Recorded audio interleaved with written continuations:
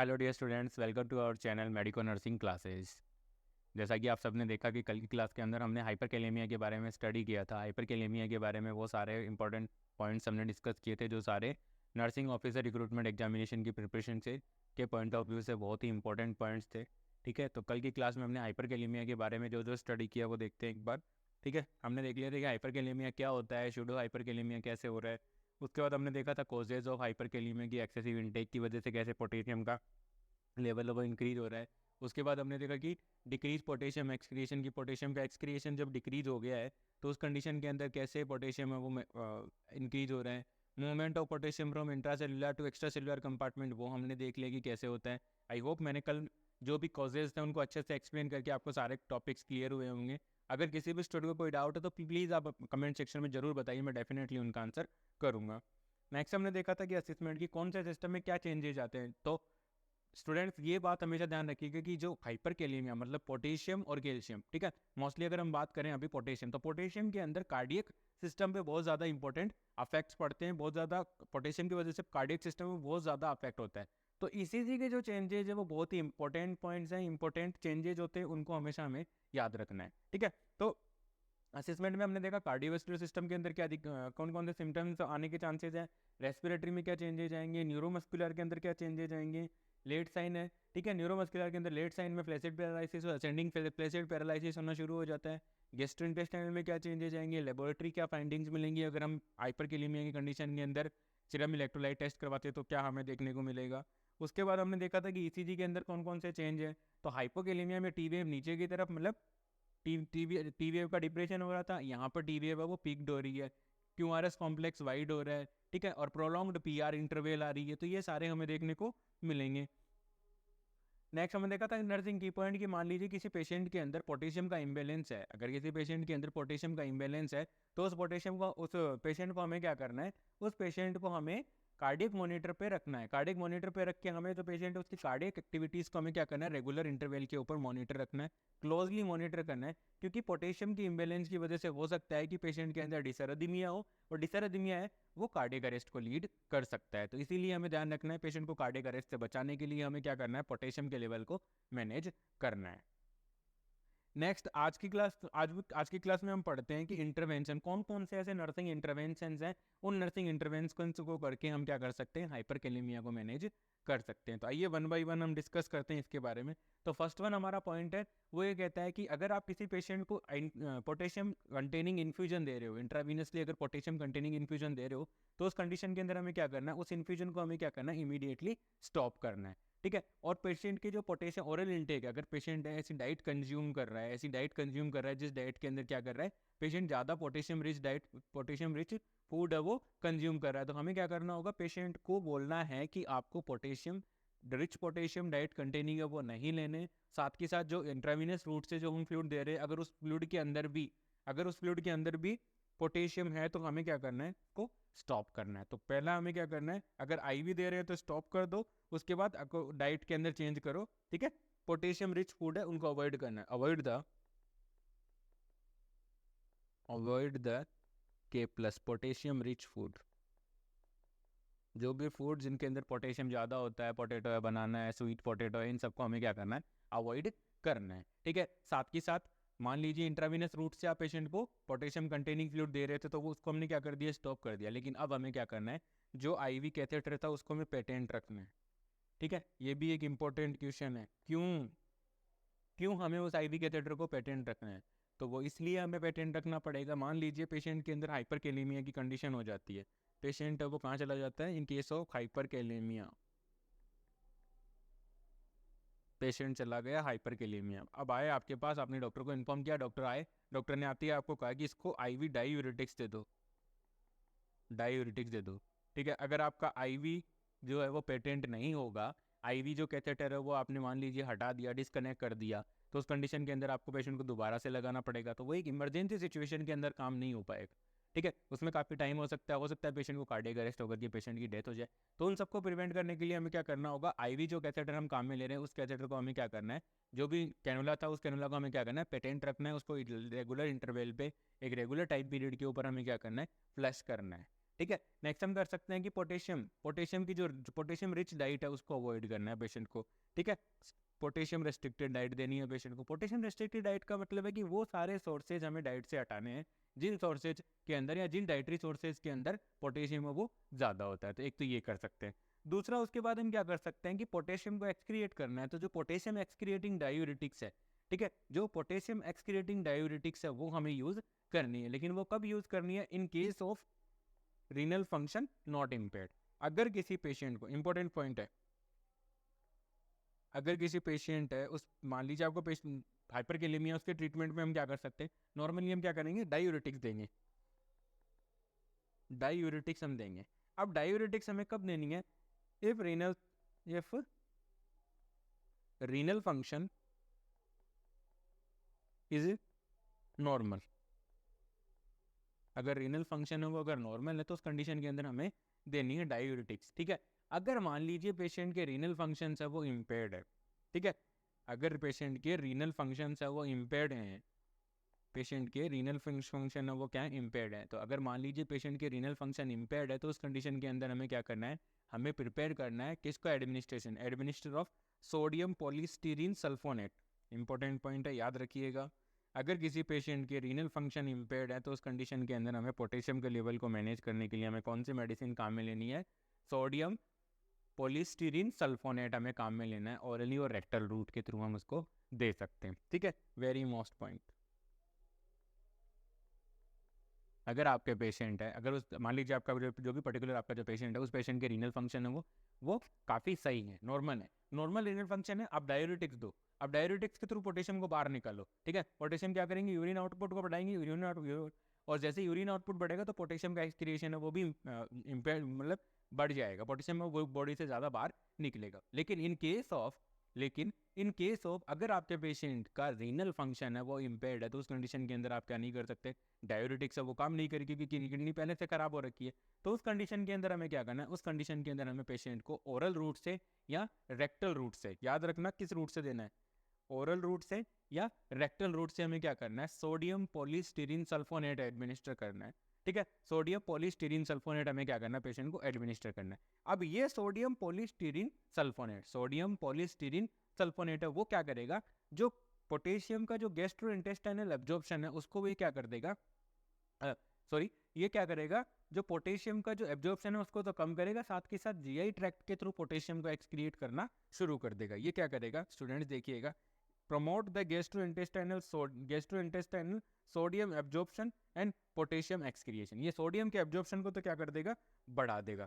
Sodium polystyrene sulfonate कौन बढ़ाएगा? Sodium polystyrene sulfonate, sodium polystyrene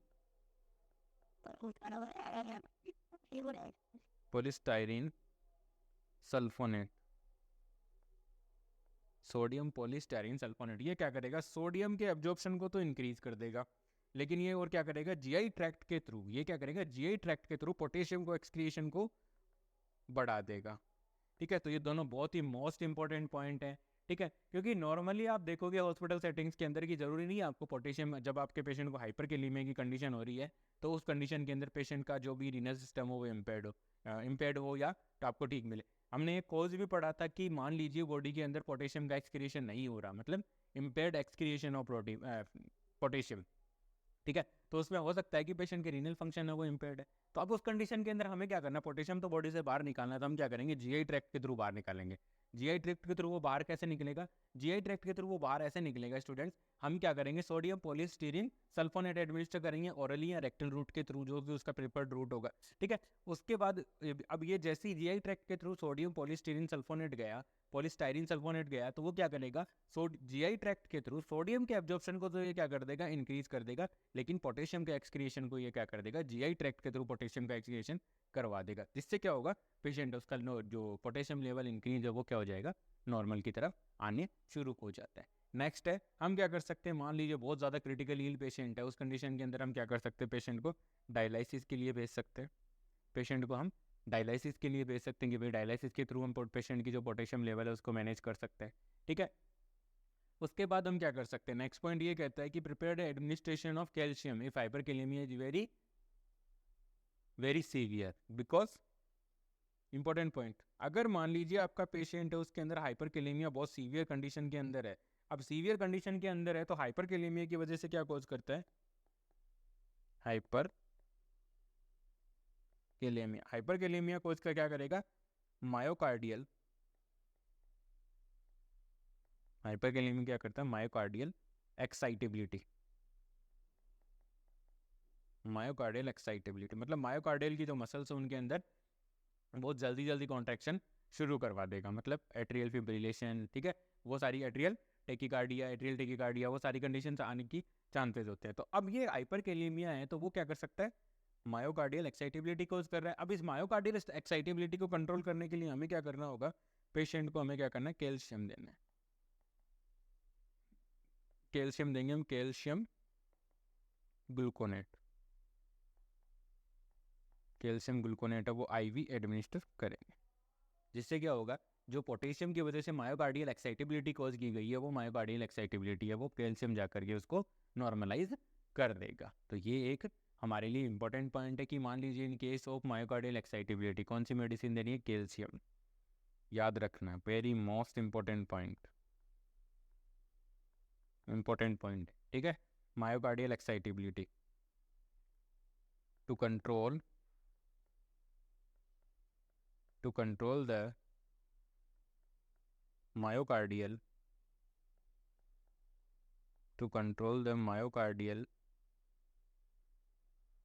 excitability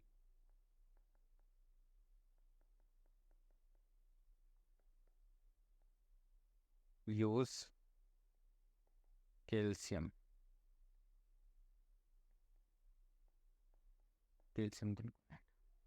ठीक है स्टूडेंट्स, आई होप आप लोगों को मेरे द्वारा प्रोवाइड किया जा रहा है लेक्चर समझ में आ रहा होगा। अगर कोई डाउट है प्लीज़ आप कमेंट सेक्शन में मेरे को बताइए। नेक्स्ट वन है फिर नेक्स्ट इंटरवेंशन है कि मान लीजिए प्रिपेयर द एडमिनिस्ट्रेशन, उसके बाद मान लीजिए हमें, अब मान लीजिए पेशेंट है उसके रिनल जो भी सारे हमने कर लिए, जो भी हमने ऊपर इंटरवेंशन पढ़ी थी वो सारी इंटरवेंशन हमने कर लिए, उसके बाद भी नहीं हो पा रहा, तो एक और तरीका होता है कि हम क्या कर सकते हैं, पेशेंट को ग्लूकोज विथ रेगुलर इंसुलिन हम क्या कर सकते हैं, पेशेंट को एडमिनिस्टर कर सकते हैं। ध्यान रखना ये मोस्ट कॉमन तरीका है, ठीक है, जो हॉस्पिटल सेटिंग में सबसे ज़्यादा यूज किया जाता है, most common way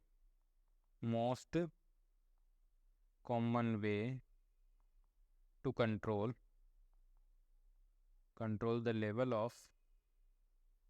of K plus, potassium के लेवल को मैनेज करने का मोस्ट कॉमन वे है, कौन सा वे है, हम क्या करते हैं नॉर्मली, जैसे मान लीजिए हाइपरकेलेमिया का पेशेंट है, उस पेशेंट को हमें क्या करना है, ग्लूकोज एडमिनिस्टर करना है, ठीक है, ग्लूकोज एडमिनिस्टर करेंगे और उसको रेगुलर इंसुलिन हम लगा देते हैं, ठीक है, ग्लूकोज एडमिनिस्टर करेंगे, साथ के साथ हम क्या करेंगे, ग्लूकोज एडमिनिस्टर करने के बाद हम क्या करेंगे, पेशेंट के अंदर रेगुलर इंसुलिन है वो एडमिनिस्टर कर देंगे। अब रेगुलर इंसुलिन एडमिनिस्टर करेंगे ना तो क्या होगा, देखिए वो क्या करेगा, जो आपका पोटेशियम है वो रेगुलर इंसुलिन के साथ सेल के अंदर चला जाएगा, रेगुलर इंसुलिन के साथ क्या करेगा, सेल के इनसाइड में मतलब एक्स्ट्रा सेलुलर कंपार्टमेंट से पोटेशियम इंट्रा सेलुलर कंपार्टमेंट के अंदर चला जाएगा, जिससे क्या होगा, जो एक्स्ट्रा सेलुलर कंपार्टमेंट है उसके अंदर पोटेशियम का लेवल है वो बैलेंस हो जाता है। तो इसीलिए नॉर्मली हम ये हॉस्पिटल सेटिंग में सबसे ज़्यादा जो तरीका यूज़ करते हैं हाइपरकेलेमिया के ट्रीटमेंट के लिए वो यही है, हम पेशेंट को ग्लूकोज एडमिनिस्टर करते हैं, ग्लूकोज के साथ पेशेंट को इंसुलिन दे देते हैं, इंसुलिन है अकॉर्डिंग टू डॉक्टर एडवाइस हम रेगुलर इंसुलिन लगा देंगे, रेगुलर इंसुलिन क्या करेगा, जैसे ही अब्जॉर्ब होगा वो क्या करेगा, पोटेशियम को अपने साथ बाइंड करके सेल के अंदर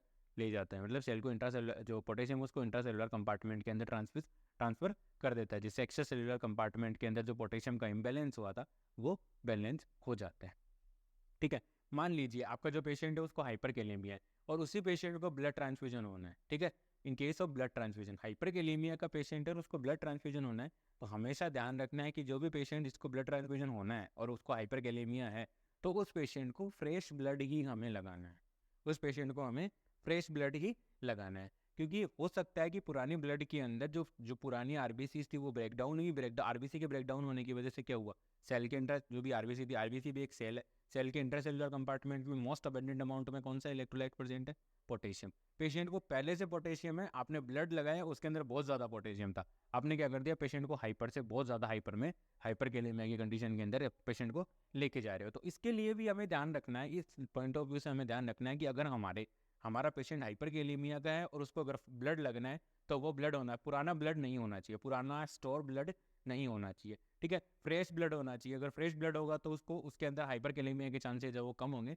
ड्यू टू ब्लड ट्रांसफ्यूजन। अगर पुराना ब्लड होगा तो उसके थ्रू ज़्यादा चांसेज होते हैं हाइपरकैलेमिया के, क्योंकि पुरानी जो आरबीसीज होती हैं वो ब्रेक डाउन होती है, टूट जाती है ब्लड बैग के अंदर ही, और ब्लड बैग के अंदर वो टूट जाने से क्या होगा, ब्लड बैग के अंदर पोटेशियम का लेवल है वो इंक्रीज हो जाता है। तो ये भी एक बहुत ही इंपॉर्टेंट पॉइंट है, स्टूडेंट्स ध्यान रखिएगा, हाईलाइट कर लीजिएगा थोड़ा सा। Manage drugs neuro patient with the hyperkalaemia, the fresh blood देना बिकॉज स्टोरी। मैंने समझा दिया कि कैसे पुराना ब्लड है वो आपको, मैंने समझा दिया आपको कि कैसे पुराना ब्लड है वो क्या करता है, हाइपरकैलेमिया कोज करता है, ठीक है।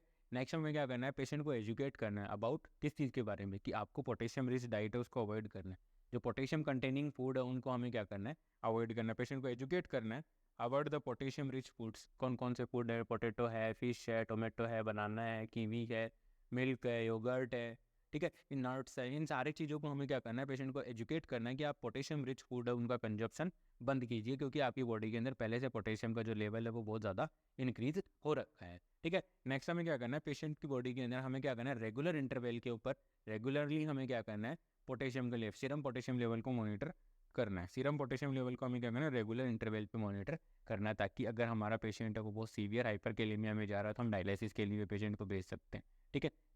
कंटिन्यूसली मॉनिटर करने का पर्पज़ यही है कि हमारा जो नेक्स्ट स्टेप होगा वो उस लेवल के अकॉर्डिंग, पोटेशियम का जो प्रेजेंट लेवल होगा उस लेवल के अकॉर्डिंग होगा, ठीक है। तो आई होप आप लोगों को समझ में आ रहा होगा। अगर किसी भी स्टूडेंट को कोई डाउट है तो प्लीज़ मुझे कमेंट सेक्शन में ज़रूर बताइए। नेक्स्ट हम देखते हैं। आज के क्लास में इतना ही। आई होप मेरे द्वारा प्रोवाइड किए जा रहे लेक्चर वीडियोज़ आपकी नर्सिंग ऑफिसर रिक्रूटमेंट एग्जामिनेशन की प्रिपरेशन में आपकी हेल्प कर रहे होंगे। Please like, share and subscribe. Thank you so much.